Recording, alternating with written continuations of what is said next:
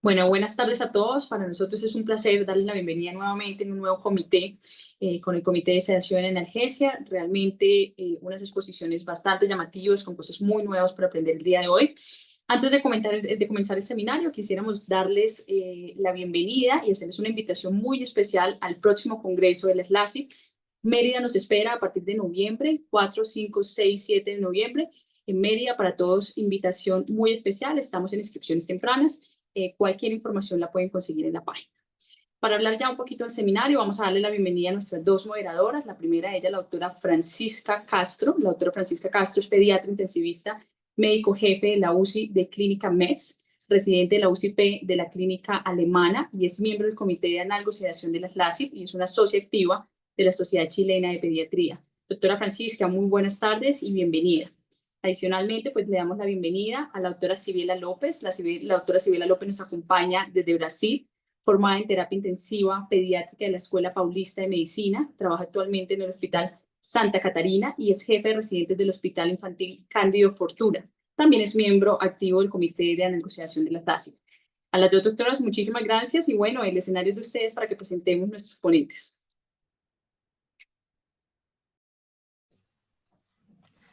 Bueno, muchas gracias, muy buenas tardes. Nuestro primer exponente es el doctor Santiago Mencía. Tengo el placer de presentar. Él es médico adjunto de la Unidad de Cuidados Intensivos Pediátricos del Hospital Gregorio Marañón, Madrid, España, profesor asociado de pediatría en la Universidad Complutense de Madrid, experto en analogosedación y en simulación médica, autor de numerosos artículos sobre el tema y es miembro del grupo de analogosedación de la Sociedad Española de Pediatría, de la Sociedad Latinoamericana de Cuidados Intensivos Pediátricos y de la Sociedad Europea de Cuidados Intensivos Pediátricos y Neonatales. Es un placer presentarlos y nos dará una interesante charla sobre epigenética y opiáceos.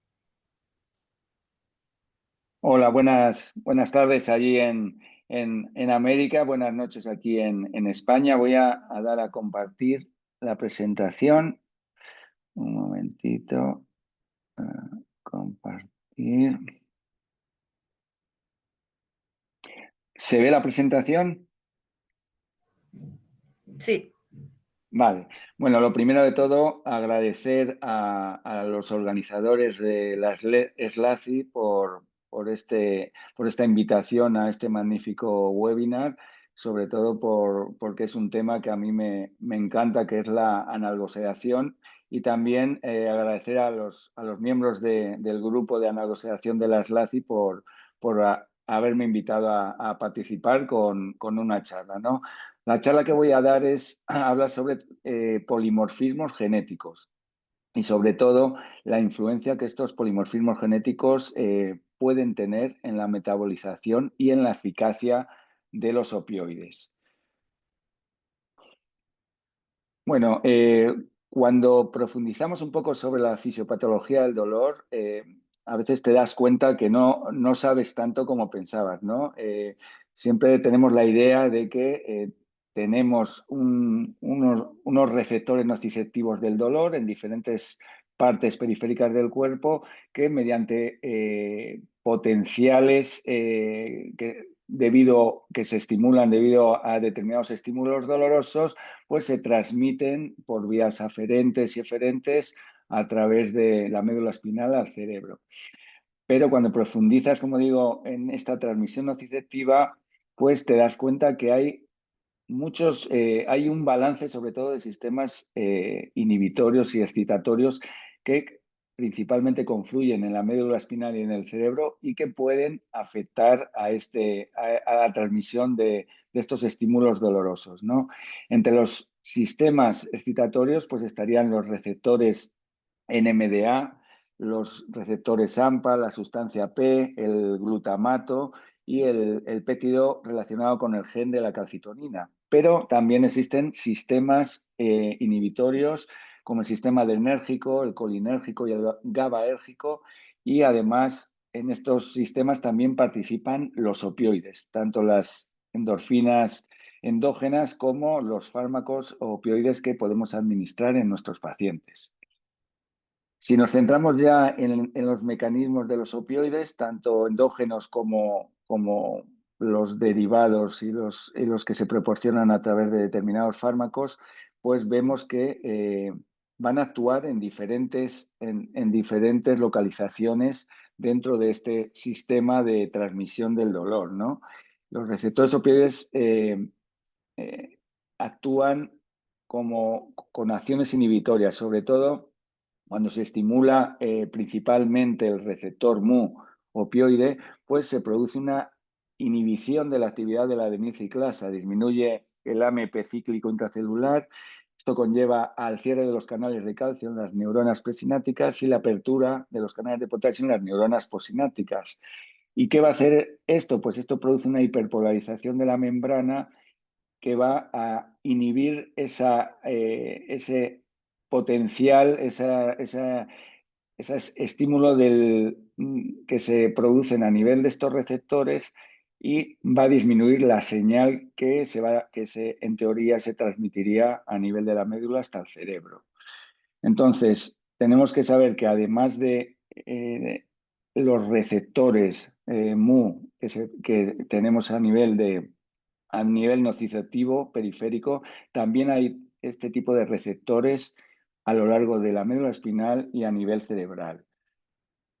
Pero además, cuando ya nos centramos en la farmacogenética de los opiáceos, vemos que hay determinados números de genes que juegan un papel muy importante, sobre todo a la hora de estar relacionados con los receptores opiáceos, con enzimas e isoenzimas metabolizadoras de estos opiáceos.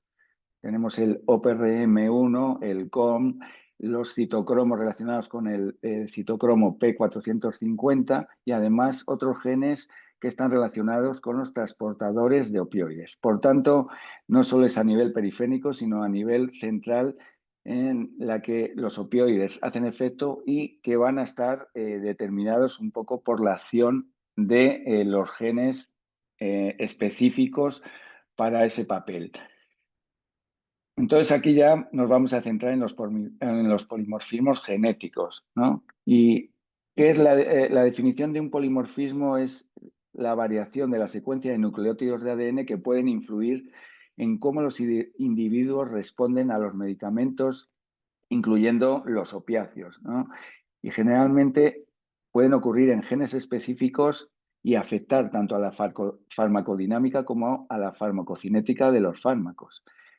Y simplemente a veces se producen un polimorfismo puntual de un solo nucleótido. Se llaman los SNP, y con estos mínimos cambios se pueden producir variaciones a nivel fenotípico muy importantes, como vamos a ver en las siguientes diapositivas. ¿Cuáles son los polimorfismos más comunes que están relacionados con los opioides? Pues principalmente el gen del receptor mu, que es el OPRM1, y sobre todo una mutación que es la A118G. Pero además también tenemos otros genes como el gen CON, que es el catecol o metiltransferasa, y los genes relacionados con el citocromo P450, además de los genes transportadores que codifican la glicoproteína P. Vamos a verlo un poco con más detalle en las siguientes diapositivas. Por tanto, estos polimorfismos pueden afectar tanto a la eficacia del tratamiento en función de que puedan producir metabolizadores lentos, normales, rápidos o incluso ultrarrápidos, como veremos. Pero además esto se va a complicar porque estos polimorfismos que se asocian ya no solo a opiáceos, sino a muchos fármacos, entre ellos las benzodiazepinas, pues alteran un poco los metabolismos que van a producir secundarios. El problema es que estos metabolitos a veces pueden ser activos o inactivos. Por tanto, estos polimorfismos pueden conllevar a una metabolización desde lenta a ultra rápida, pero en función de que el metabolito sea activo o no activo, pues va a producir diferentes clínicas. O sea, esto se complica un poquito más. Y vamos a ver que que tanto con los opiáceos como las benzodiazepinas, en función de eso, pues vas a necesitar más o menos dosis, se van a producir más o menos efectos adversos, y esto también podría estar relacionado seguramente, como vamos a ver, no solamente con los efectos adversos comunes, sino pues con el delirium que pues en los últimos años se está viendo que claramente se asocia al tratamiento con opiáceos y benzodiazepinas. Si nos centramos en los más característicos, quizá uno de los más estudiados es, como hemos dicho, el gen del receptor mu, el OPRM1, influye en los efectos tanto del fentanilo como de la metadona y la morfina, y es un polimorfismo que se produce a nivel de la localización 118, donde se sustituye la adenina por la guanina. Y generalmente en los individuos que tienen el alelo G pueden requerir dosis más altas de opioides para alcanzar el mismo control del dolor. Sobre todo si distinguimos entre los homocigotos AA con los homocigotos GG. Entonces, este es uno de los, como veremos más tarde, uno de los que más, de las características principales a la hora de analizar, sobre todo en pacientes adultos con dolores crónicos, para analizar las posibilidades que tenemos de tratamiento. Además, el polimorfismo en el CON, en el enzima catecol-metiltransferasa, que metaboliza las catecolaminas. Estos portadores del alelo CON, sobre todo a nivel de la variante VAL 158M, pueden presentar un aumento incluso de 1,5 veces de la percepción del dolor, sobre todo porque se reduce la degradación de las catecolaminas. Otro impacto importante son los polimorfismos que se producen, como hemos dicho, en los citocromos P450, sobre todo en el CYP2D6, en el CYP3A4 y también en el CYP2B6. Sobre todo este gen, el CYP2D6, es vital para la metabolización de opiáceos como la codeína, el tramadol y la oxicodona, y afecta a la conversión a formas activas. Como vemos, en este caso, convierte estos fármacos en formas activas, por tanto, los metabolizadores lentos tienen una analgesia insuficiente y los metabolizadores ultrarrápidos pues, tienen un mayor riesgo de efectos secundarios graves. Sin embargo, el polimorfismo que afecta al CYP3A4 pues, está relacionado con una menor necesidad de opioides. En cuanto al polimorfismo en los transportadores y sobre todo ABCB1, que interfiere con la expresión y la función de la glicoproteína P, lo que supone es que hay un aumento de la concentración de opioides en el sistema nervioso central y, por tanto, lo que hace es que se necesiten unas menores dosis de opiáceos porque se van a mantener durante más tiempo a nivel del sistema nervioso central. Por tanto, en cuanto a la dosis de respuesta al tratamiento, pues vamos a ver que debido a estos polimorfismos, pues puede haber una gran variación en cuanto a la respuesta de los individuos por sus perfiles genéticos, ¿no? Ya hemos visto que podemos tener desde metabolizadores lentos hasta ultrarrápidos, y en función de que el metabolito sea activo o inactivo, pues nos va a dar un fenotipo clínico, sobre todo con la respuesta a esos fármacos, pues especial. Por tanto, lo que hoy tenemos ya se está haciendo a nivel internacional, sobre todo en algunos hospitales punteros, es que se intenta hacer, relacionando sobre todo en el plano de la oncología y en adultos, una medicina personalizada, sobre todo para el manejo de la analgesia, ¿no? Y esto supone hacer un estudio genético en el que nos permita valorar cuáles son los tratamientos opioides más adecuados en función de las características farmacogenéticas que tengan los pacientes. Hay determinados hospitales en los que ya hacen esos test de polimorfismos genéticos y que les dan como una especie de cartilla que pueden dirigir un poco ese tratamiento analgésico en función de sus necesidades. Y esto nos supondría, pues, que podríamos tener alternativas diferentes según los polimorfismos que aparezcan en cada individuo. Y a lo mejor, pues, tendríamos que centrarnos en otro tipo de alternativas para manejar el dolor, como los AINES, otras terapias no farmacológicas con enfoques multidisciplinares. Y quizás todos los artículos que hoy en día y todas las recomendaciones internacionales en contra de los opiáceos, pues no tienen en cuenta este estudio polimórfico y a lo mejor es verdad que en determinada población los opiáceos pues tienen unos efectos adversos considerables y pueden producir incluso la aparición precoz de delirium.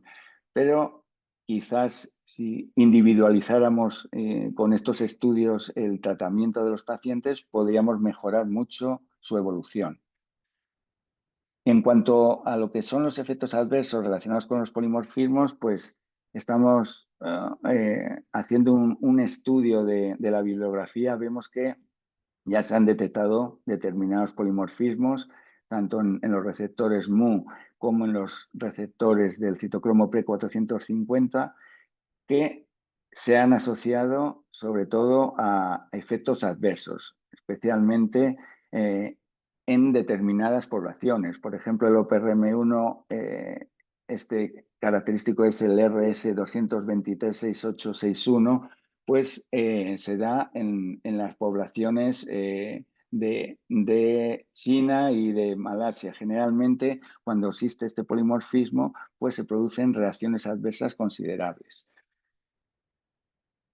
También se ha demostrado el polimorfismo del CYP2B6, su relación con la metadona, y quizás es uno de los primeros estudios farmacogenéticos que se desarrolló junto al del OPRM1, en el que observaron que determinados alelos homocigóticos, sobre todo relacionados con los isoenzimas del citocromo P450, se relacionaban con la respuesta o no a la metadona y además no solo eso, sino que la abstinencia cuando se retiraba su empleo. Entonces esto es importante y cada vez se utiliza y se intenta realizar estos estudios polimórficos para ver si realmente son sensibles o no al tratamiento con la metadona.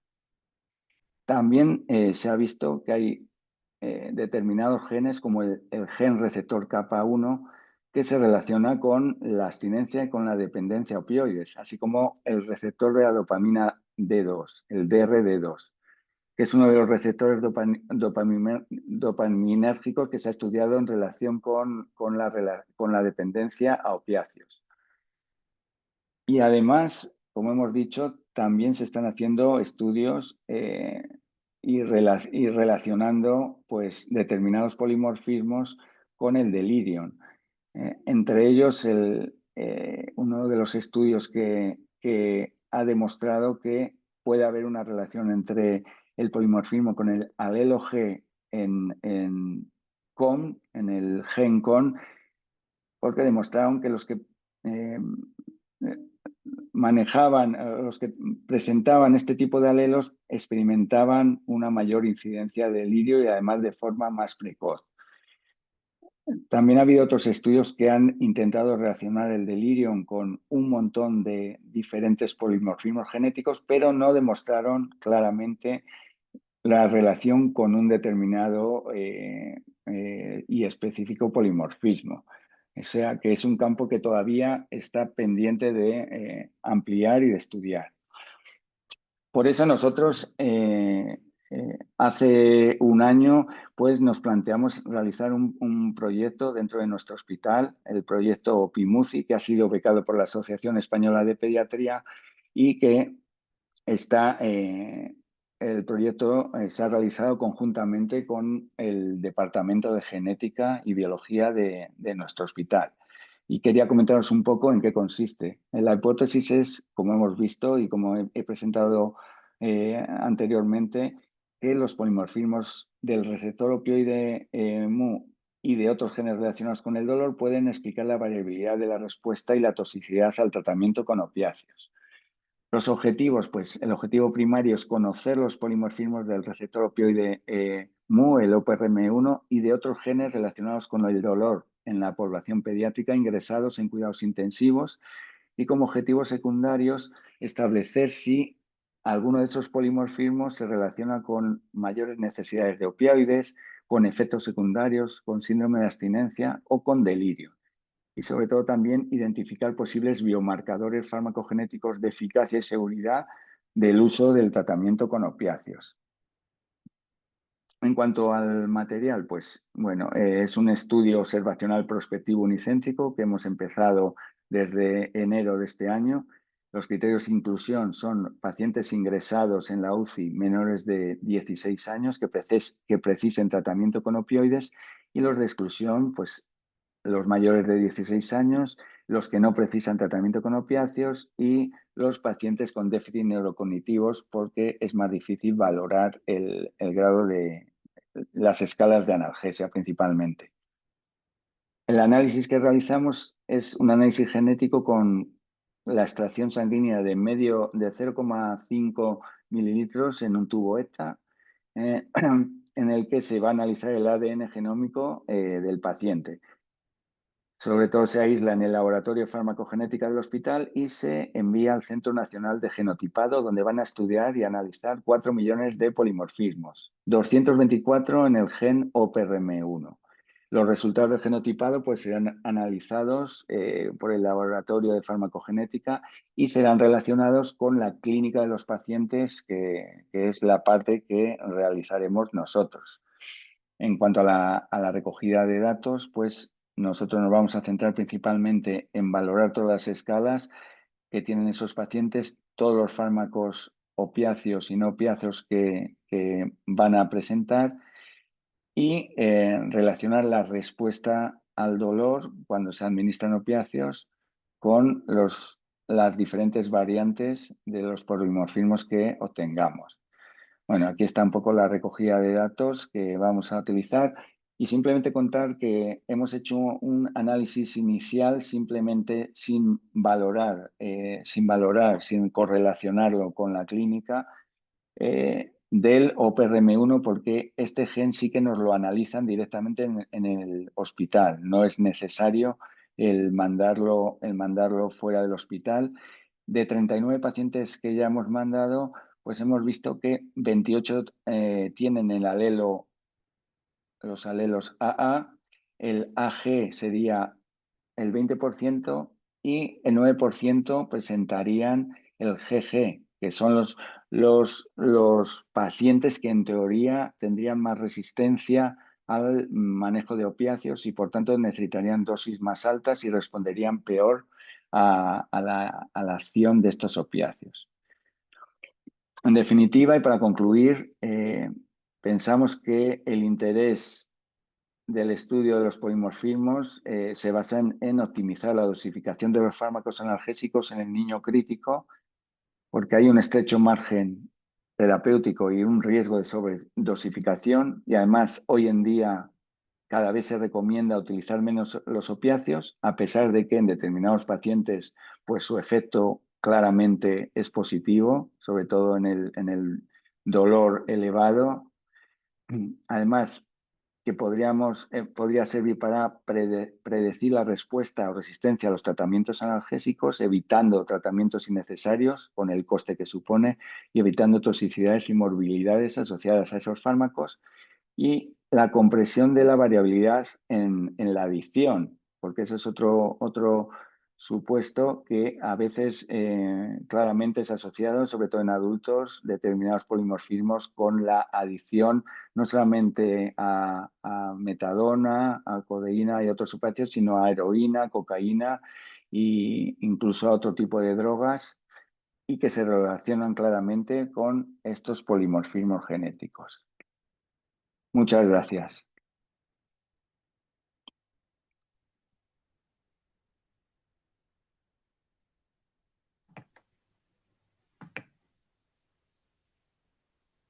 Muchas gracias, doctor Santiago, por la excelente charla. A continuación sigue la doctora Mariana Celia, que es la doctora Cibeles, la va a presentar. Muchas gracias. Buenas noites. É um prazer estar aqui. Santiago, parabéns pela sua apresentação, foi fantástica e tenho milhares de perguntas. Bom, é um prazer enorme, tá, apresentar a Marina, que ela é farmacêutica do Hospital Santa Catarina, de um seleto grupo de excelentes farmacêuticos.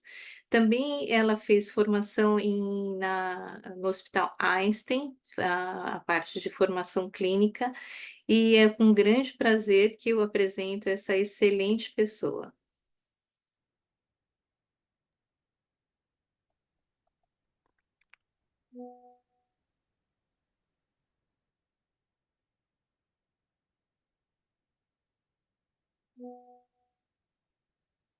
Marina, é com você agora.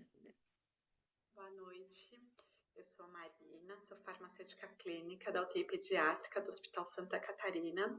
Nós somos um hospital filantrópico de corpo clínico aberto que se situa na cidade de São Paulo. Estamos há 5 anos no ranking da revista Newsweek como um dos 5 melhores hospitais do Brasil. Temos 352 leitos, sendo que 16 são da UTI pediátrica. Atendemos pacientes tanto clínicos quanto cirúrgicos e num momento de sazonalidade, que é esse da alta de vírus respiratórios, aumentamos nossos leitos de UTI pediátrica para 26 leitos. E hoje eu vou conversar com vocês um pouco sobre a minha experiência lá como farmacêutica. A minha atuação como farmacêutica inicia-se na conciliação medicamentosa. A conciliação medicamentosa é uma comparação entre os medicamentos que o paciente faz uso domiciliar com os medicamentos que foram prescritos para ele no hospital. Muitas vezes ele não tem condição clínica de fazer uso dos medicamentos que ele faz uso em domicílio, por falta de via ou por gravidade, ou por mesmo relevância daquele medicamento naquele momento. Então, nós aguardamos o momento oportuno da conciliação, ou às vezes pelo agravo do quadro, ou alteração da condição clínica, ele deixa de ser utilizado durante essa estadia hospitalar. Então, a conciliação medicamentosa é uma coleta de informações na admissão, mas é uma coleta de informações que a gente utiliza ao longo de toda a internação do paciente e que o adequado é que seja feita também no momento de alta, conciliação para o domicílio. A gente trabalha também com a verificação de compatibilidades endovenosas e vias de administração.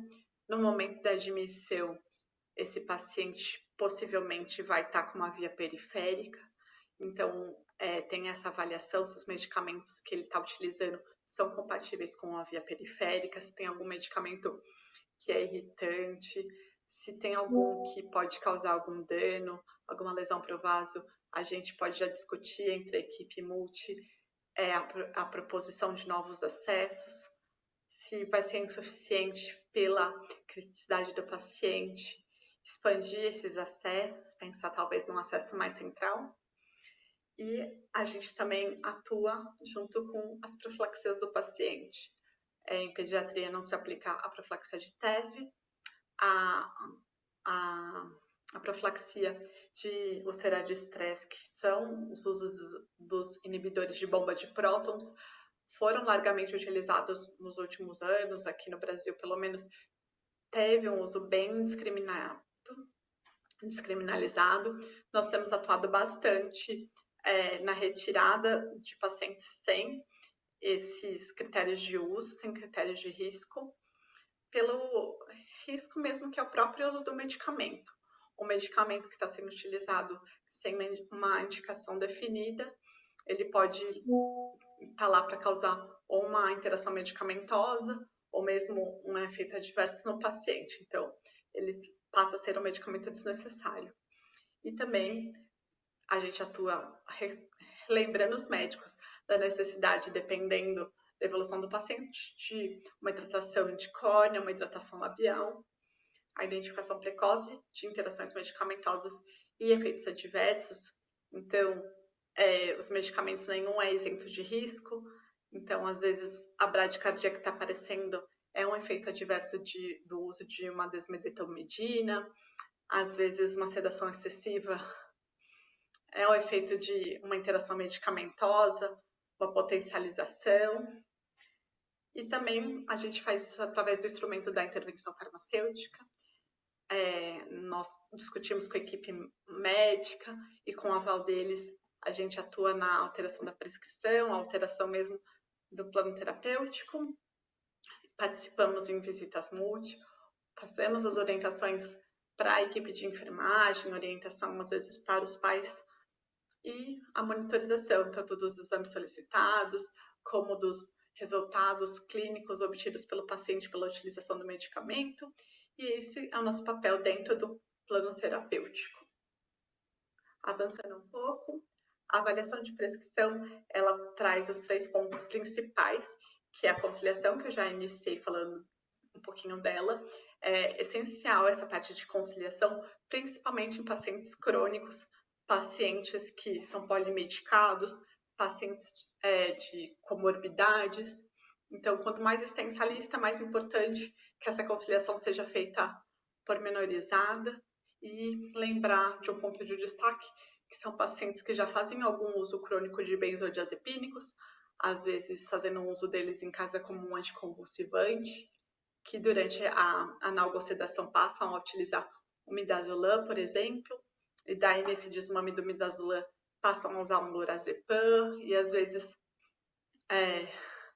tem essa parte da dose que o paciente usava versus a dose que está em redução, às vezes até esse medicamento desaparece da prescrição, então é importante lembrar nesse momento de desmame desses medicamentos que, poxa, esse paciente já usava em caso do benzodiazepínico dele, não vamos tirar, vamos manter a dose, porque ele não estava ali para a sedação, ele estava ali, às vezes, para um ajuste de crise convulsiva, e vamos respeitar essa condição dele, né?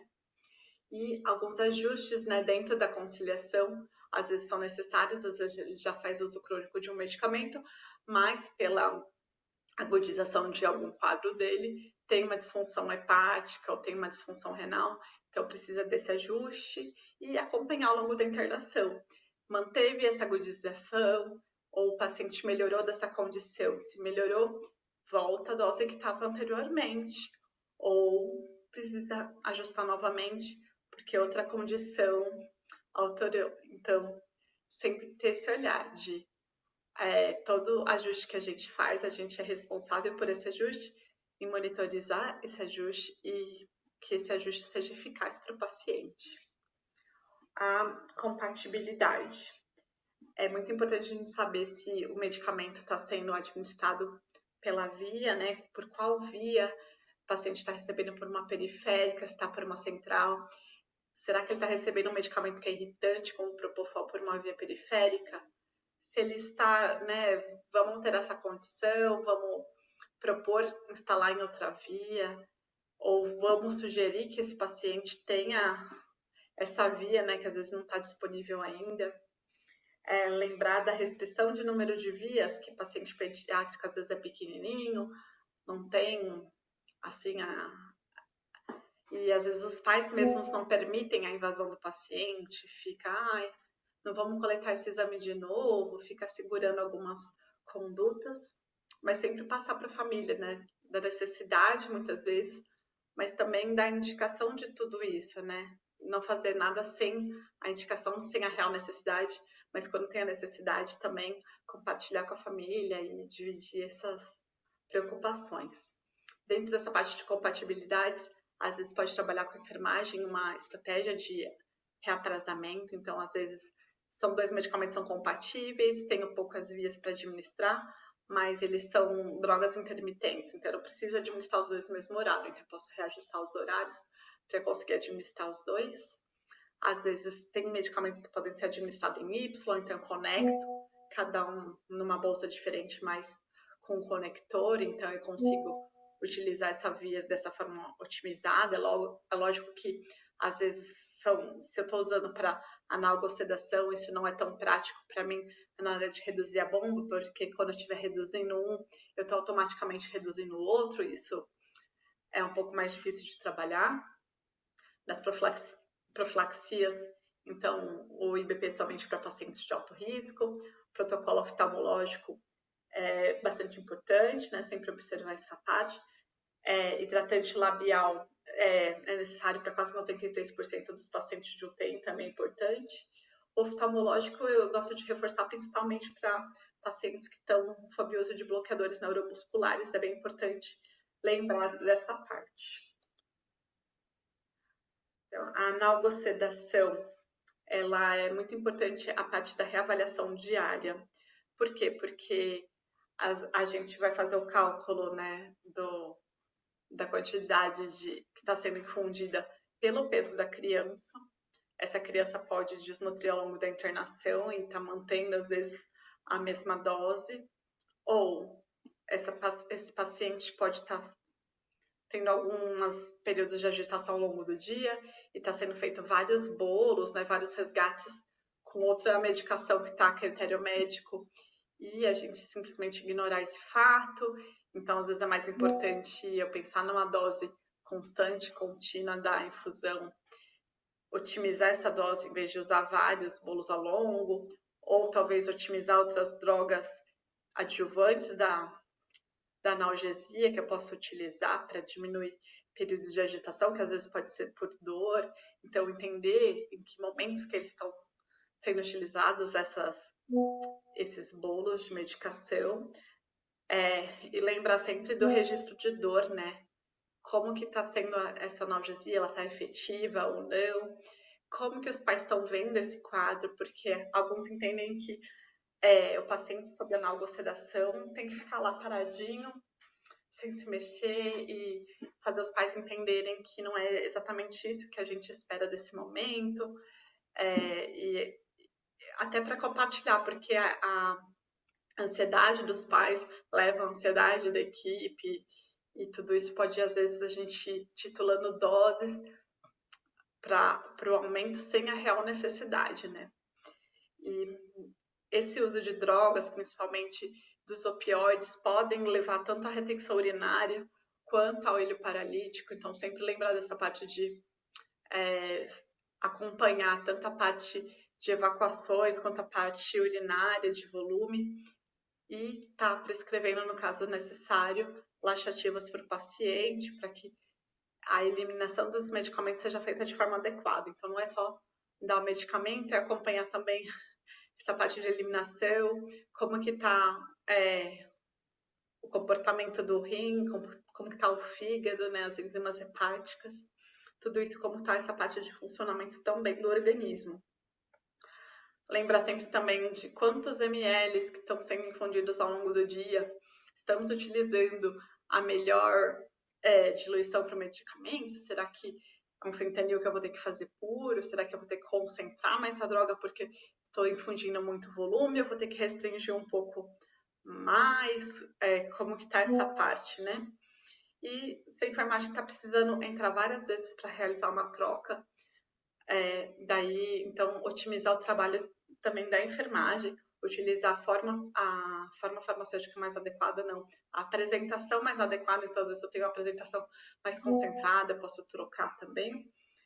As trocas por estabilidade, a maior parte das soluções eu troco em 24 horas, o Propofol eu troco em 12, eu sempre essa atenção. E às vezes eu preciso lembrar do que eu estou diluindo, então às vezes o paciente está com aumento de sódio, eu estou pensando no que pode estar acontecendo e na verdade eu estou só dando muito volume com soro fisiológico, né? Então eu posso trocar às vezes algum diluente por glicosado, ou posso simplesmente colocar puro para o paciente, então também lembrar que o diluente pode fazer algumas alterações laboratoriais que podem ser importantes. E os efeitos adversos dos medicamentos nesses casos, né? O midazolam causando uma rápida tolerância, a desmedetomidina com bradicardia, o fentanil a gente tem que lembrar do risco de rigidez torácica. Então, sempre também acompanhar as outras reações que o paciente pode ter em relação ao uso desses medicamentos. O desmame e abstinência, então, 65% das crianças em UTI pediátrica, elas desenvolvem a síndrome de abstinência, principalmente porque são drogas que são lipofílicas, elas ficam nos tecidos adiposos, então Às vezes a eliminação dessa droga demora um pouco mais para sair do organismo, às vezes a metabolização dela está um pouco mais lenta dessa criança. Então, todas essas coisas têm que ser consideradas nesse momento de retirada. Então, entrar como farmacêutico junto no plano terapêutico de enquanto tantos dias a gente vai reduzir essa droga, vamos reduzir pela redução da dose ou vamos reduzir pelo número de frequências, né? Vamos alterar a pauta de administração do medicamento. Então, também é importante alinhar isso com a equipe para que todos estejam atentos para nunca perder o timing da redução dos medicamentos e fazer isso de forma mais segura para o paciente e de forma também mais eficaz. Se o paciente estiver tolerando bem esse desmame, seguir sempre com o desmame para que ele se beneficie disso o quanto antes. Então, eu trouxe um pouco dos cálculos dessa infusão contínua. Então, o pediatra ele vai pensar em quantos miligramas da droga ele vai precisar em 24 horas, então, em quantos ml ele vai precisar. Geralmente, aqui no hospital, a gente faz em múltiplos de 12, essa conta, pensando nas 24 horas do dia, para depois compor o volume de total de ml que precisa para essa diluição, né? Então, sempre olhando para as referências bibliográficas, qual que é o volume qual que é a miligrama quilo hora que vou precisar. Lembrar que os medicamentos têm dose máxima, né? Então, principalmente pacientes que estão mais próximos ali do limiar do peso do adulto, respeitar esses intervalos, não dar uma dose tão alta pensando só no peso, mas lembrar da resposta do paciente. Se o paciente está respondendo bem numa dose menor, podemos ficar com uma dose menor, né? E nisso a gente chega no cálculo de quanto ele vai precisar em 24 horas e mantendo essa solução, às vezes a gente vai precisar ajustar, dependendo da resposta do paciente. E eu trouxe um pouco da conferência do farmacêutico. O farmacêutico pensa numa forma invertida que o médico, e às vezes a comunicação é um pouco mais difícil nesse caso, que o farmacêutico vai com um raciocínio, o médico vem com o outro. Então, para deixar um pouco claro para vocês, então, na prescrição médica, o médico já coloca o total de miligramas, pelo menos aqui no hospital a gente usa o sistema MV. Nisso, o farmacêutico utiliza a apresentação para fazer a conversão para os ml. Então, quanto ml de midazolam que precisa, eu vou dividir o número de miligramas prescrito pela apresentação, que seria 5. Então, terei um total de 28 ml de midazolam. Divido aqui, componho aqui com o volume total 48 ml. Então, eu faço a divisão do miligrama, 140 pelo 48, né, para eu saber quantos miligramas por ml. E, finalmente, com o peso do paciente, eu chego no miligrama quilo hora, que é o que o médico muitas vezes deixa na observação, que é a partir daí que ele se pauta de quanto mais ou menos o paciente está recebendo em infusão contínua. E assim a gente consegue fazer a intervenção para deixar ajustado, ter certeza que o paciente está recebendo aquilo mesmo que o médico programou. Essas são algumas referências bibliográficas que eu utilizei. Bom, pessoal, era isso que eu tinha para falar hoje à noite. Eu agradeço a doutora Cibele, que fez o convite para eu participar desse evento, agradeço a comissão organizadora e estou aqui disponível para perguntas. Obrigada.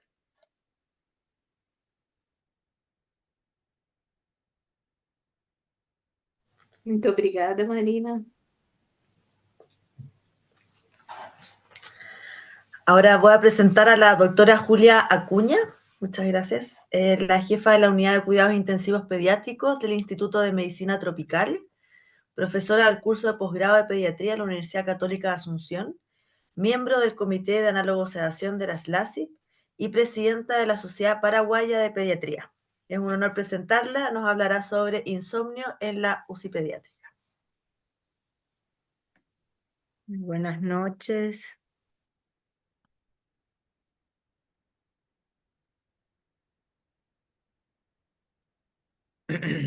¿Cómo están? Un placer volver a estar en un seminario del Comité de Análogo Sedación. Y bueno, nos preocupa muchísimo desde el comité este tema. Creo que es un tema muy preocupante para todos y sobre todo que creo que hasta ahora no podemos comprender bien el manejo del sueño en las unidades de cuidados intensivos.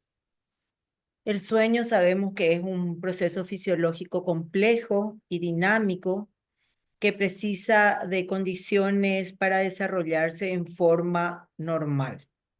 El niño que ingresa a la unidad de cuidados intensivos permanece con muchísimos factores externos como ambientales, físicos, farmacológicos, y todo esto altera la calidad del sueño.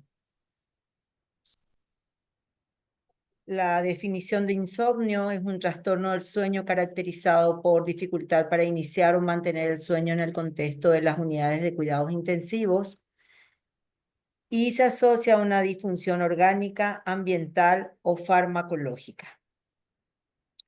Los impulsos luminosos, para hablar un poquito de la fisiología de la liberación de la melatonina, los impulsos luminosos son captados a través de la retina, eso llega al hipotálamo y se convierte en señales químicas que llegan hasta la glándula pineal. Durante la oscuridad, el triptófano se convierte en melatonina y esto hace que tengamos un ciclo circadiano. La síntesis de la melatonina se altera rápidamente y en forma aguda en presencia de la luz brillante. ¿Qué es lo que nos da la melatonina? Actúa a nivel del cerebro, el desarrollo cerebral y la neuroplasticidad, regula la parte inmunológica hormonal, consolida la memoria, también actúa sobre la homeostasis metabólica, inhibe la secreción de la insulina y sobre el estado nutricional. Sabemos que los niños que ingresan a la unidad de cuidados intensivos sufren alteración en este ritmo circadiano o en este ciclo vigilia-sueño y pierden esa liberación de melatonina. El sueño en los pacientes en las unidades de cuidados intensivos está severamente fragmentada con un aumento de los despertares y con casi la mitad del tiempo total de sueño transcurrido, en vez de ser nocturno, pasa a ser diurno. Los pacientes experimentan un tiempo prolongado en etapas de sueño ligero, N1 o N2, y muy poco tiempo pasan en etapas de sueño profundo y de sueño de movimientos oculares rápidos, sueño REM. ¿Qué es lo que sucede entonces? Hay una discronización circadiana, hay una supresión de melatonina, hay una activación del eje hipotálamo hipoficiario y también una liberación de citoquinas proinflamatorias.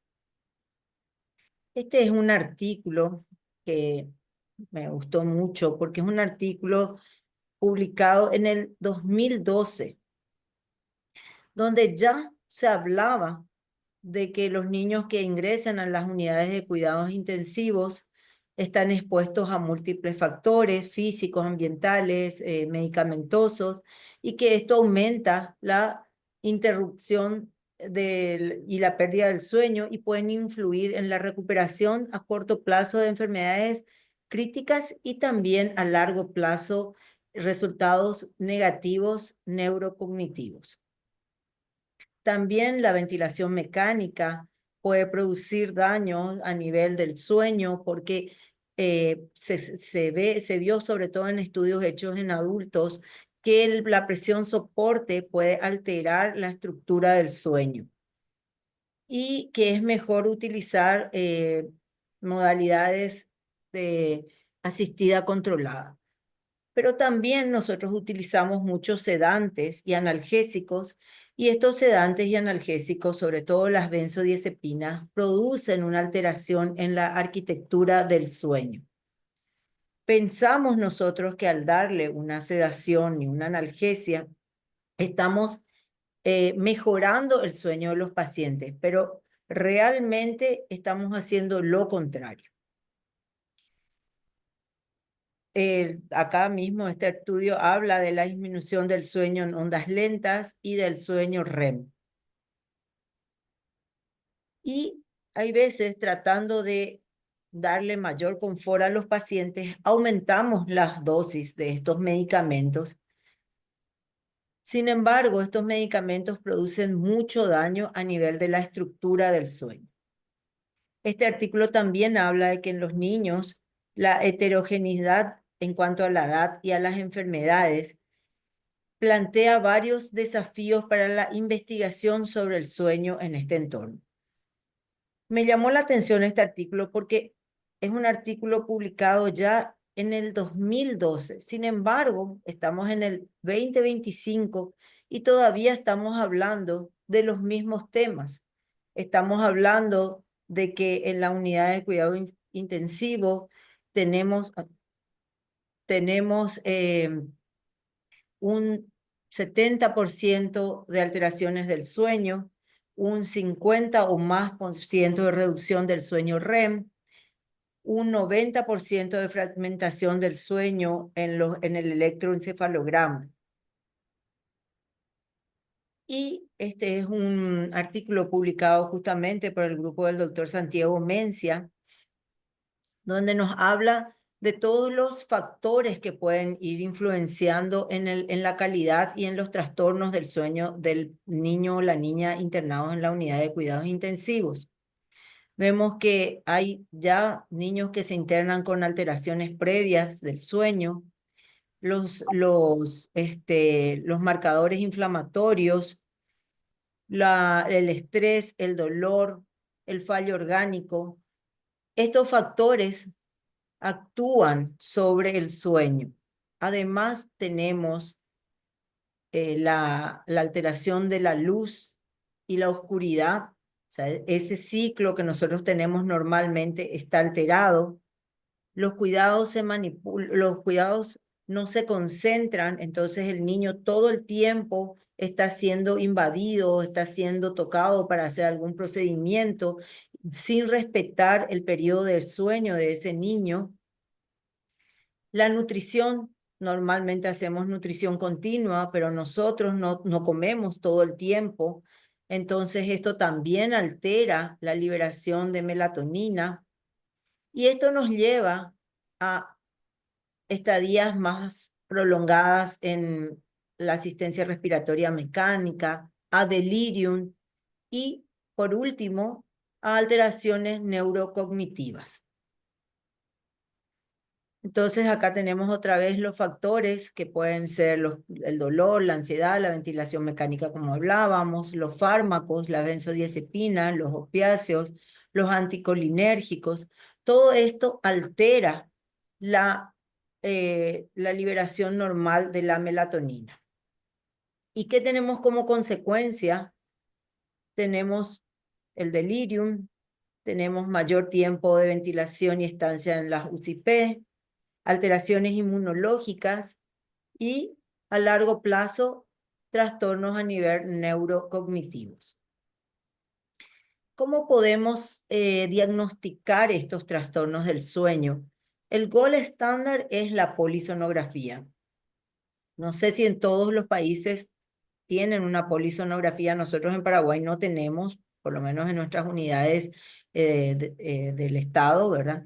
También podemos tener actigrafías, pero podemos utilizar medios más económicos, más sencillos, como son los cuestionarios. Y acá podemos tener el Richmond, que es el más adaptado a pediatría, o tenemos el BSL, el BSH, o también el Sleep in the Intensive Care Unit Questionnaire.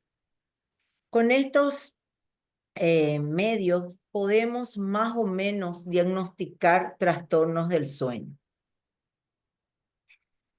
Pero sabemos que si nuestro problema es la liberación de melatonina, tendríamos que utilizar como primera medida las medidas no farmacológicas. Y ahí tenemos nuevamente la higiene del sueño, respetar los horarios de sueño nocturno, tratar de tener luces apagadas o tenues en esos horarios, si la unidad nos permite tener boxes individuales con paredes insonorizadas. También podemos utilizar los cubreojos, que hay pacientes que no toleran y también pueden producir caídas a nivel de la cara, entonces deberíamos controlar eso. Pero sobre todo respetar en esta higiene del sueño los horarios y la luz. La luz diurna debe estar presente en nuestras unidades de cuidados intensivos porque eso es lo que nos dice que es de día y luego que nosotros tenemos que comenzar a liberar la melatonina. Los ruidos, tenemos que tratar de disminuir esos ruidos. Sabemos que la OMS habla de 30 a 35 decibeles en las unidades de cuidados intensivos y normalmente podemos llegar hasta 100 decibeles con conversaciones, alarmas en los monitores, celulares que suenan. Entonces, todo eso deberíamos reducir en el horario nocturno. Las alarmas de los monitores muchas veces no cumplen una función muy importante, entonces tratar de optimizar los valores de las alarmas y si nuestras unidades nos permiten tratar de hacer una central de monitorización. Intervenciones agrupadas, tener un protocolo de cuándo podemos hacer las intervenciones, tratar de no hacer muchas intervenciones en periodos de descanso, los periodos nocturnos. Si una medicación no es urgente, podríamos cambiar el horario, colocarlo en un horario donde el niño está despierto y dejar solamente aquellas intervenciones estrictamente necesarias para el horario nocturno.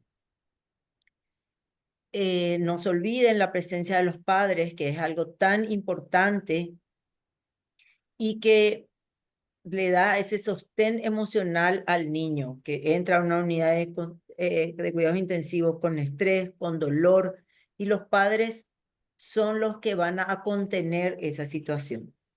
Y los protocolos de quiet time, que se utiliza mucho en los adultos, está bien descrito en estudios de adultos. Entonces, un tiempo, por más de que no sea muy largo, pero un tiempo de disminución de luz, de no ruidos y dejarle al paciente tranquilo por un periodo de tiempo que no importa que no sea largo, pero sí que tenga calidad de tiempo. Hablando de la medicación ya, hay estudios que hablan de la administración de melatonina exógena. Sabemos que la melatonina puede producir un mejoramiento de la estructura del sueño. También se puede utilizar para la inducción del sueño, pero no hay muchos estudios que avalen su utilización. No está todavía bien estudiada la utilización de la melatonina. La dosis puede ser 1 miligramo en los niños pequeños, 3 en los más grandes y 5 en los adolescentes.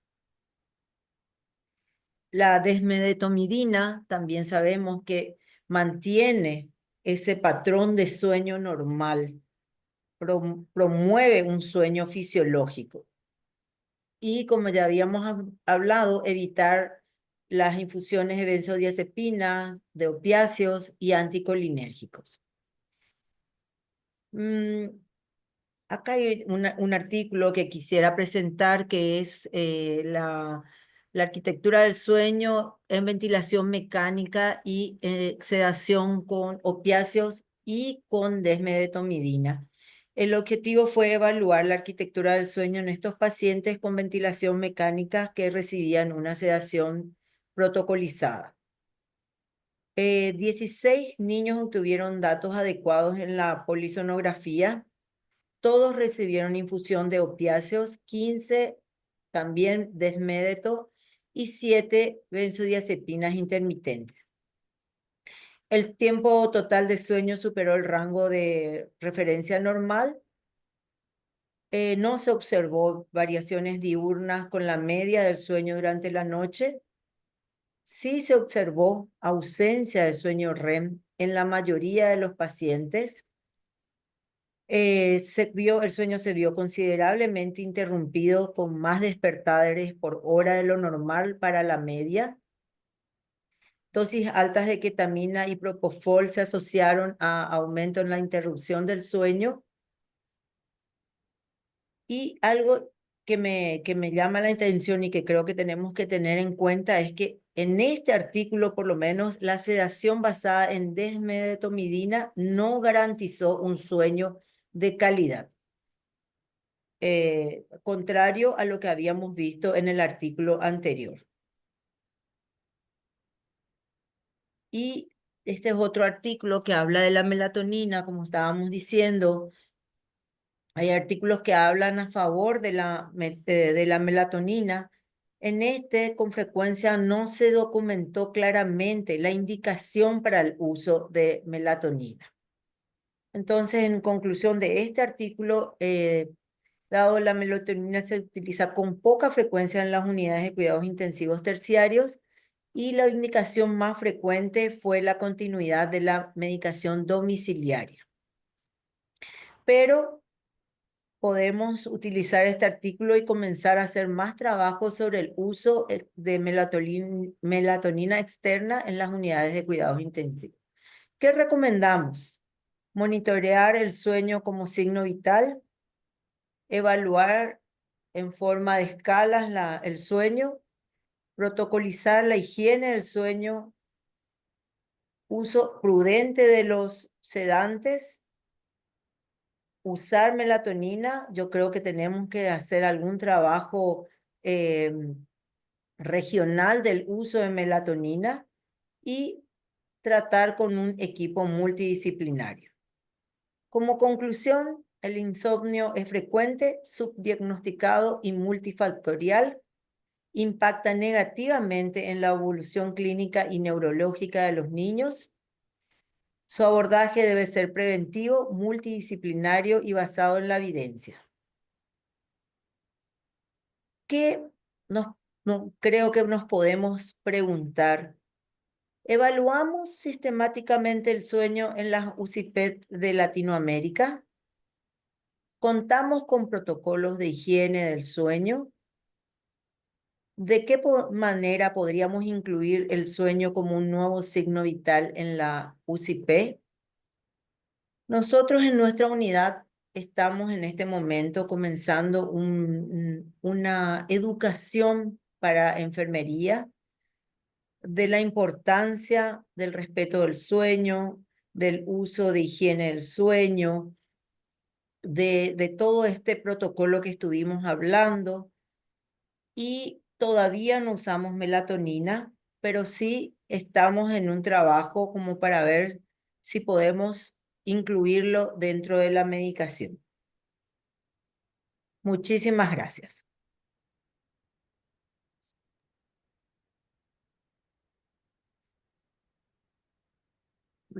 Muchas gracias, Julia. Vamos a ir ahora con las preguntas. No sé si hay preguntas en línea. Tenemos algunas que han enviado por el chat.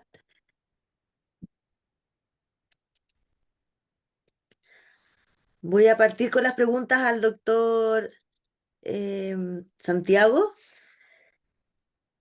sobre los polimorfismos y su asociación con razas. Si es que hay estudios según las diferentes razas de depuradores más rápidos o más lentos que puedan implicar la necesidad de más fármacos. Si ya hay estudios en el fondo poblacionales que nos puedan orientar por raza la calidad de los polimorfismos y los depuradores. Bueno, sí que hay estudios que hablan de determinados, sobre todo determinados efectos, reacciones adversas a opiáceos. ¿No? Se oye un ruido. Ahí.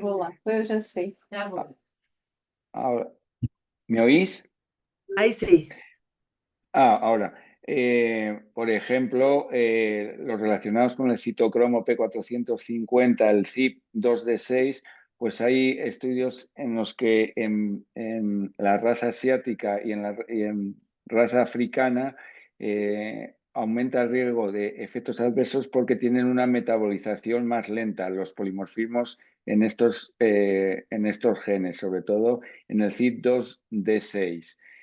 Y en la raza europea, sobre todo en la raza eslava, pues sí que hay estudios que se han hecho sobre el CYP3A4 en los que se ve que determinados polimorfismos en este gen alteran la metabolización de los opiáceos, aumentando el riesgo de efectos adversos.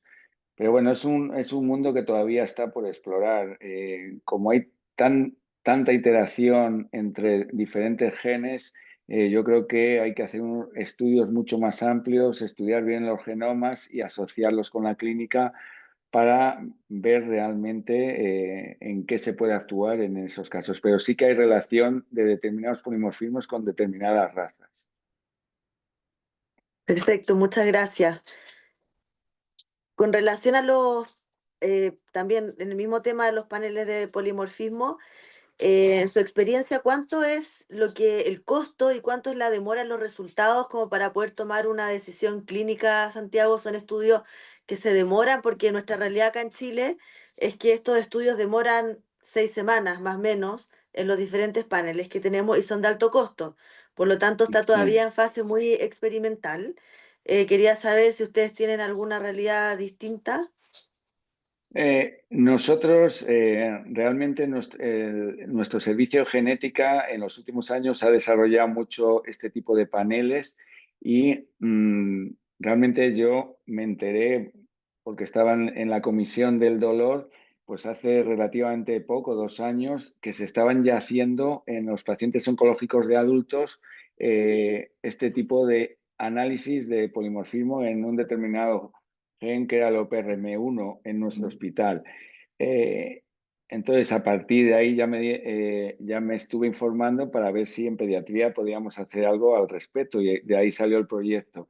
Pero que ahora mismo han ampliado en nuestro hospital el panel, lo podemos pedir y no tarda de unos muy pocos genes, pero más o menos podrían ser como 10 o 12 polimorfismos que nos hacen. Y, por ejemplo, lo hemos pedido hace poco para un niño y ha tardado menos de una semana.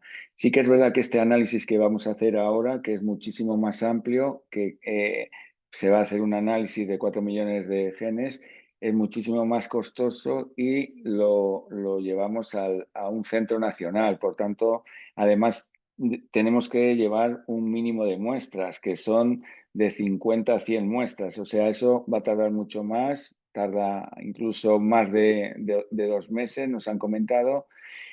Y sería a partir de que descubriéramos o viéramos algo importante, que a lo mejor lo incluiríamos en nuestro hospital. Y el precio, el coste, pues es caro, porque una determinación supone 40 euros. Bueno, es caro relativamente, ¿no? 40 euros puede ser caro, sobre todo para nuestro estudio, porque querríamos más o menos tener un mínimo de 100 pacientes, que serían pues 4.000 euros. Pero realmente si que queremos hacer un análisis estadístico completo, seguramente necesitaríamos una población bastante mayor, porque los polimorfismos no son tan frecuentes como para hacer para correlacionarlo específicamente, cuando realmente, como hemos visto, el OPRM1 es el polimorfismo que puede afectar a esas reacciones adversas y esa falta de analgesia, pues es un 10%. Son 40 euros que realmente, si gracias a ellos puedes optimizar la analgesia, pues a lo mejor no es tan caro, porque puedes ahorrar muchos costes.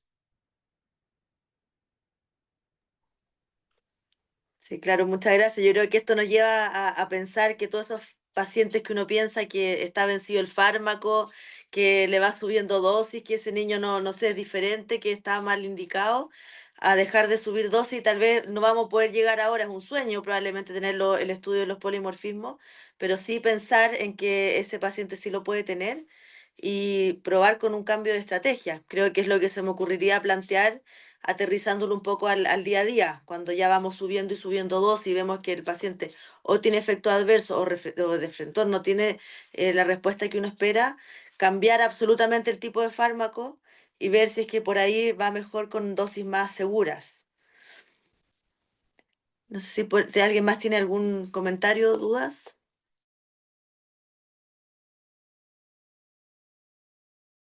Yo quería hacer una pregunta a la doctora Acuña, porque es verdad que nos enfrentamos siempre con el problema de los niños que no duermen. Intentamos, y cada vez más hay que concienciarse con las medidas no farmacológicas, pero cuando ya estás de guardia, la enfermera te insiste en que no está durmiendo, que está muy irritable. ¿Cuál es el fármaco que utilizáis? Nosotros sí que usamos la melatonina, pero la melatonina responde en algunos niños y en otros no tanto.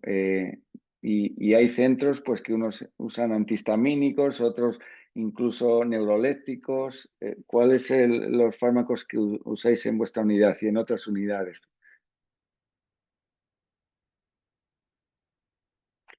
No sé. Estás en silencio, Julia. Disculpen. Nosotros usamos desmedetomidina para ayudar, ¿verdad? No sé si ustedes también usan eso. Antihistamínicos no usamos y como dije, no estamos usando melatonina. Lo que usamos es más desmedeto. Pero en bolo, yo digo cuando te dicen a la 1 de la mañana que este niño está muy irritable, que no se duerme y no tenía ningún fármaco. ¿Le ponéis una perfusión de desmedetomidina, un bolo o qué medida hacéis? No, le hacemos goteo. Hacemos goteo de desmedeto. Ujú. No sé si alguien más en el grupo tiene experiencia. Y una preguntita antes de seguir, o un comentario realmente. Sí, 40 euros parece mucho, pero si nosotros hacemos costo-beneficio, todo lo que vamos a usar en medicación y todo el daño que le podemos hacer al paciente, creo que $40 es una buena inversión. No sé si Beli o Fran, si ustedes usan desmédeto. Nós usamos, sim. Eu vejo uma certa, como se diz, um pouco mais de uso ultimamente em alguns centros de anti-histamínicos. Eu sou a favor da Júlia. Eu não sou a favor de anti-histamínicos para dormir. Porque se você pensar que você tem que usar uma dose alta para ter um efeito adverso, quer dizer, você pega o efeito adverso para causar o seu objetivo, que é o sono. E fora que a indução dos anti-histamínicos, né, e que leva a várias outras, patologias. Então, particularmente, eu concordo em relação à dexmedetomidine, eu uso mais correto, mais apropriado atualmente. Y el precio de 40 euros es bajo si lo ves como el precio de una diaria en la unidad de terapia intensiva. Creo que es un precio muy razoável.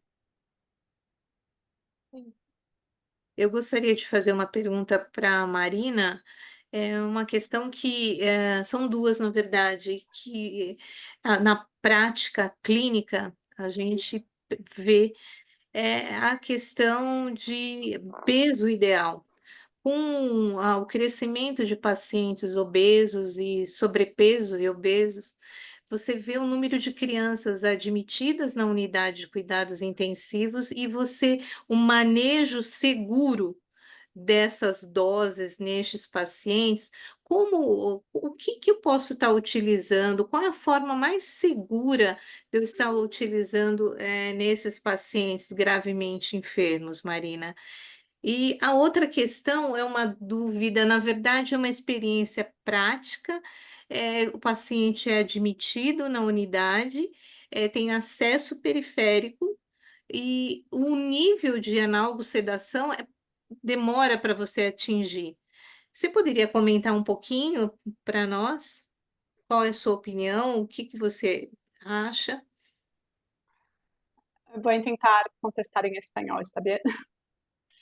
Bueno, el problema de la obesidad en niños es creciente. Vemos en los estudios que pacientes que están en ventilación mecánica, como grandes estudios con cerca de 1000 niños, cerca de 30% tienen obesidad. Entonces, es una cuestión relevante.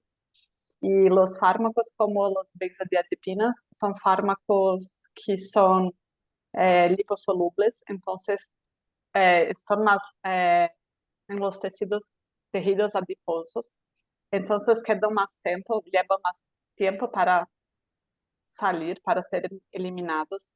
Entonces, cuando se dan benzodiazepinas a niños obesos, se lleva más tiempo también para tener los señales de prontidão para estubar los pacientes, y después es más difícil como para llegar a lograr quitar toda la medicación, y ya que se lleva más tiempo tomando la medicación, también tenemos más efectos adversos.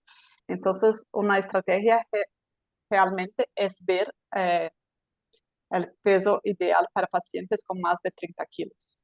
Y también medicamentos como la morfina, que no son lipofílicos, son como hidrofílicos, por no tener tejido adiposo, están en dosis más grandes plasmáticas. Entonces también no son seguros para niños obesos. Entonces también hay que considerar el peso ideal en estos casos.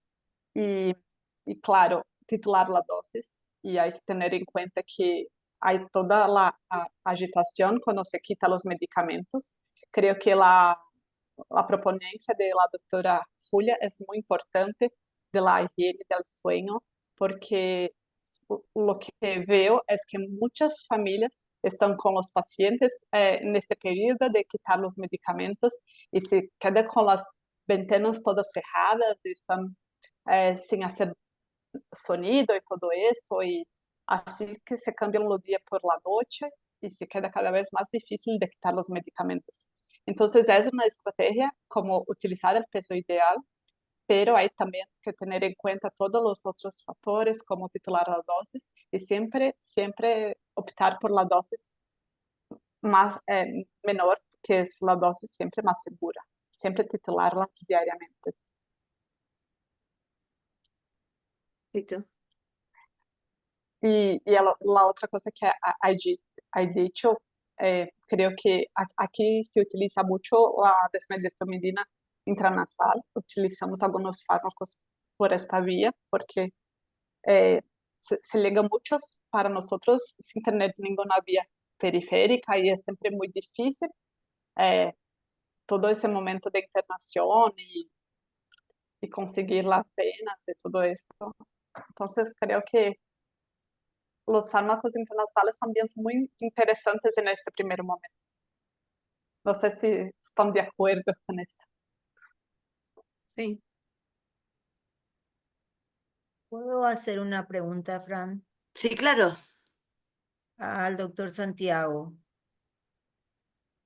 Sí, Justamente, si ustedes usan la melatonina externa, ¿verdad?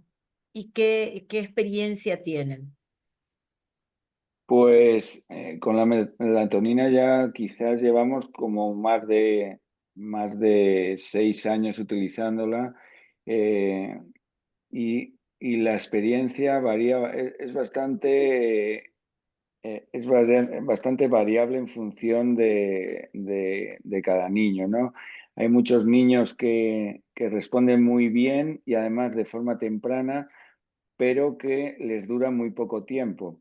Sin embargo, hay otros niños que necesitan varias dosis, varias noches para empezar a responder y mejorar el sueño nocturno, y hay otros niños que no les hace nada. Pero sí que es verdad que nosotros hace como 5 años hicimos un estudio que fue una tesis de una compañera sobre los niveles de melatonina en los niños ingresados y relacionándolo con la calidad del sueño de esos niños, y vimos que claramente los niveles de melatonina están alterados, sobre todo los niveles fisiológicos en comparación con los valores que deberían ser normales en niños de la misma edad, y que lo que no demostramos es el efecto de la melatonina exógena, si mejoraría esos niveles, porque eso sería una segunda fase del estudio que está por hacer, ¿no? Pero claramente están alterados, disminuidos y sobre todo ya no solamente disminuidos, sino que muchas veces se elevan en situaciones contrarias, hacen un efecto a mejor durante el día, aumentan los niveles de melatonina y al final tienes un sueño diurno y no tienes un sueño nocturno adecuado, ¿no? Entonces, sí que lo hemos visto. Entonces, lo que digo, que depende del paciente, pero desde luego hay muchos niños que sí que les hace efecto. Y yo quería preguntaros una cosa. ¿Tenéis alguna forma especial de medir la calidad del sueño? Porque sí que hay artículos ya. Nosotros en esta tesis estuvimos pensando en probar los relojes inteligentes, pero como no estaban validados, pues no los utilizamos. Y yo ya he visto algún artículo que utiliza relojes inteligentes para valorarlo, a pesar de que yo creo que no hay ninguno validado, porque lo ideal sería la polisonografía, ¿no? ¿Tenéis alguna experiencia en ese sentido? Nosotros no tenemos polisonografía, así que no tenemos una forma así objetiva de medir. No sé si el Nós resto tiene. nós temos polissonografia, mas fica inviável você trabalhar apenas com isso. Eu acredito que a inteligência artificial vai ajudar, auxiliar muito nesse campo, nessa área que você está falando, Santiago. É o meu ponto de vista, porque nas unidades mais privadas, como Santa Catarina ou outros hospitais da mesma qualidade, você encontra com facilidade, mas nas áreas mais pobres fica muito difícil, não é, Júlia? As áreas mais carentes, como falar em polissonografia? Muito difícil. Mas eu acredito que a inteligência artificial vai auxiliar, no meu ponto de vista. Yo quería comentarle un poco la realidad en Chile, de la unidad donde yo trabajo. Sí usamos melatonina, y igual que Santiago, creo que hay pacientes que responden fantástico y otros no. Y ahí viene la pregunta de que, en verdad, ¿qué está pasando? ¿El paciente será insomnio o será delirio? Y de repente responden mejor a risperidona, duermen toda la noche, o será abstinencia, le pasas una dosis de metadona y duerme perfecto. Entonces creo que hay que apoyarse de herramientas. En sueño, nosotros cuando están sedados profundos ocupamos SedLine y nos estamos capacitando bastante en las ondas en el fondo electroencefalográfica, para evitar la sobresedación, y ahí uno va aprendiendo cuando están en sueño profundo, cuando están sedados. Cuando están despiertos, tratamos de aplicar escalas para poder definir bien si es que no funcionó con melatonina. Incluso cuando la vía enteral no es muy segura, sí usamos antihistamínico. Y la respuesta es igual de variable, y creo que vale mucho el identificar qué es lo que queremos tratar, porque si es delirio va a ir mejor un en el fondo, psicótico, y si es abstinencia, ver bien a qué fármaco puede ser. Esa podría ser un poco nuestra como experiencia. Y las dosis, que uno empieza tímidamente con un 0,1 miligramo por kilo, que es lo que está un poco en la literatura, que uno siente que a veces los niños muy pequeños se queda un poco corto. Entonces, bueno, ya demos los 2 miligramos, y cuando claramente ya no llegamos al efecto, tenemos que pensar que es otra cosa lo que está generando el insomnio. Hay una pregunta en el chat a los que usan dexmedetomidina, qué tiempo de acción toma en hacer efecto y en qué dosis la utilizan. Imagino yo que están preguntando en la vía nasal. Hacemos generalmente un micrograma por kilogramo, pero también hacemos como 2. A veces podemos como repetirlos, pero hay pacientes que como al invés de quedarse sedados se quedan más agitados. Entonces hay también a veces algunos efectos paradoxales de la desmedetomidina intranasal. Y lleva muy rápido, generalmente como 10 minutos ya están más tranquilos, pero como dijo, hay efectos paradoxales. ¿Y usan atomizador nasal para su aplicación? No es como con jeringa. Directo. Sí. Nosotros al agregar el atomizador nasal, debo decir que ha mejorado mucho el efecto y la dosis porque genera esta dispersión que absorbe muy bien la mucosa. No es caro, de hecho lo hemos instaurado ya en hospitales, tiene un Y que costo muy barato. seguramente es menos irritante también. Claro, y lo que sí que los pacientes que son usuarios de corticoides nasales, que tienen rinitis crónica, no funciona bien. Ahí uno tiene que pensar de entrada probablemente en otro fármaco. Sí. Creo que por la hora ya estaríamos terminando. No sé si hay más preguntas en la audiencia. En el chat no veo entre nosotros.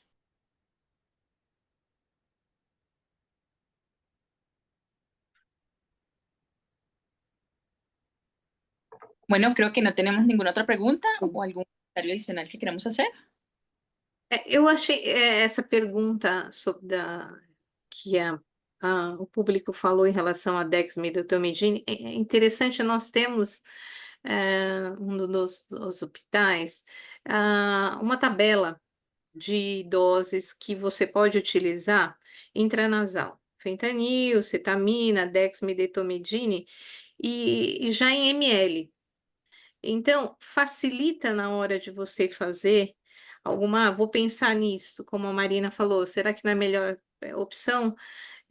Vou usar então a cetamina, vou usar então o dexmedetomidine, uma tabelinha já com em ml para o médico que esteja trabalhando, acho que facilita também bastante.